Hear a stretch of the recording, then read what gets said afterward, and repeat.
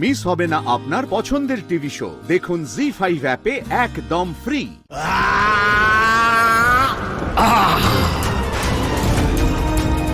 বামন, আজ তোমায় এমন ভাবে বিনাশ করব যে ওই বিষ্ণু দেখে চমকে উঠবে আর পুনরায় কোনো ছলনা করার দুঃসাহস কখনো দেখাবে না। ইয়া!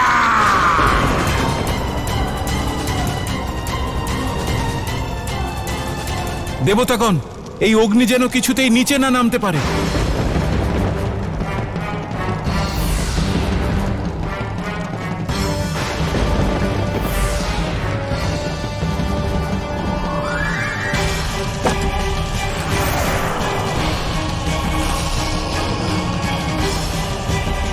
ইয়া!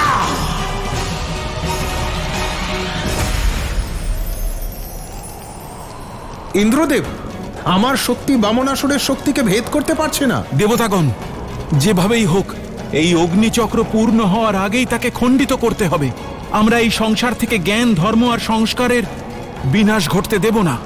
এসো এসো দেবতাগণ, এসো। আমি জানতাম যে তোমরা অবশ্যই আসবে ওকে রক্ষা করতে। বামনাসুরের থেকে বাঁচাও। বাঁচাতে পারবে না, কারণ গুরু শুক্রাচার্য বামন অবতারকে যে অভিশাপ দিয়েছিলেন বামনাসুরের জন্য, সেটাই তো বরদান। বামন, এটা হলো আমার যুগ যুগান্তের প্রতিশোধের আগুন। এখন তোমাকে পুড়িয়ে ভস্ম করে দেব। এই অগ্নিচক্রে পুড়ে গিয়ে তুমি ভস্ম হয়ে যাবে।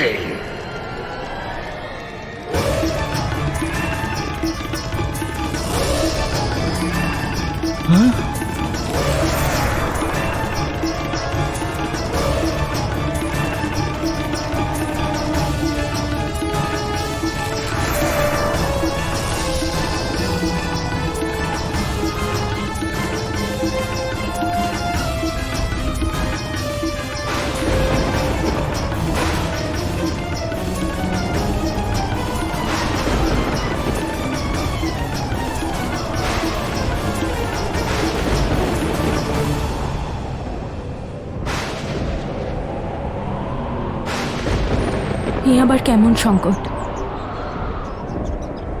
আমার কানাই কোনো সংকটে পড়লো না তো? হে প্রভু, এসব কি? এ তো কোনো বড় অনিষ্টের সংকেত।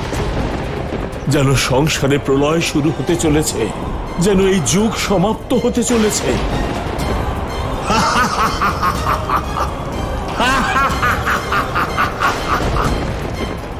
এবার আমার বহু যুগে জমিয়ে রাখা প্রতিশোধ সম্পূর্ণ হলো। না না, এমনটা হতে পারে না।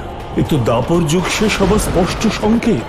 কিন্তু কলিযুগের আরম্ভ এত শীঘ্র কি করে হবে? এই যুগ সমাপ্ত হতে তো এখনো অনেক সময় বাকি। তাহলে কি এর অর্থ? তবে কি পরমাবতার শ্রীকৃষ্ণ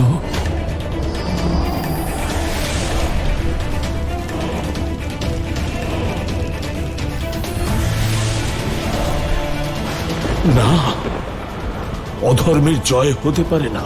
এই সংসারে ধর্মের প্রতীক বামনাবতারের বিনাশ হতে পারে না। জি5 ডাউনলোড করুন আর সব এপিসোড দেখুন একদম ফ্রি।